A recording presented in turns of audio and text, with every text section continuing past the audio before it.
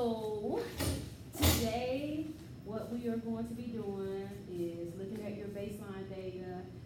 We're going to talk about what you observe with the student explanations, and then from there, we're going to determine some next steps as far as instruction of what you can do to help those students who did not meet the goals that you set. Okay? Talk to me. So, all but one Okay. student were at the developing level. Okay. All of them were able to, in their explanation, because that's what I was scoring based on, all of them in their explanation were able to provide some academic language around the problem involving area of the shapes. Now, the one student who had met expectations got full credit.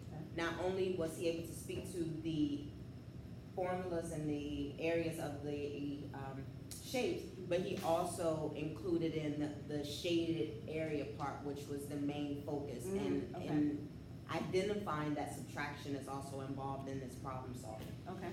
So with that being said, at the very end of this, I had that student go ahead and explain to his classmates how he was able to determine the answers. Okay. And so right there was quick feedback to the students who were close with understanding that, and from the classmates, a lot of them grasped the understanding of that concept.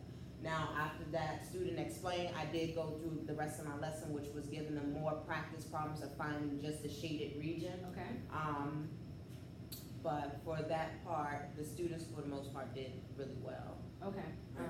So you kind of gave them like a formative assessment as far as with them. A formative assessment.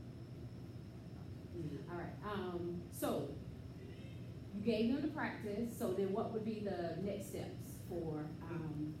My next step, to make it more real world, to mimic the actual FAME task for the post, I'm going to recreate a house problem, house painting problem, where they will have, again, painting the shaded regions only.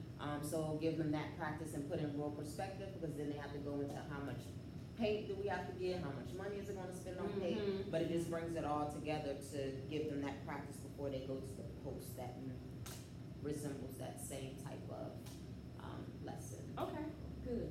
All right, so then our next steps will be for us to do coaching in the classroom. So with that, we'll be doing some planning. We'll plan, the activity that you was going to just talk about, how it will look, in the classroom. Maybe see if we might need to do some small groups based on these students that didn't do so well from the baseline data. And then we'll also talk about doing some co-teaching in the classroom too.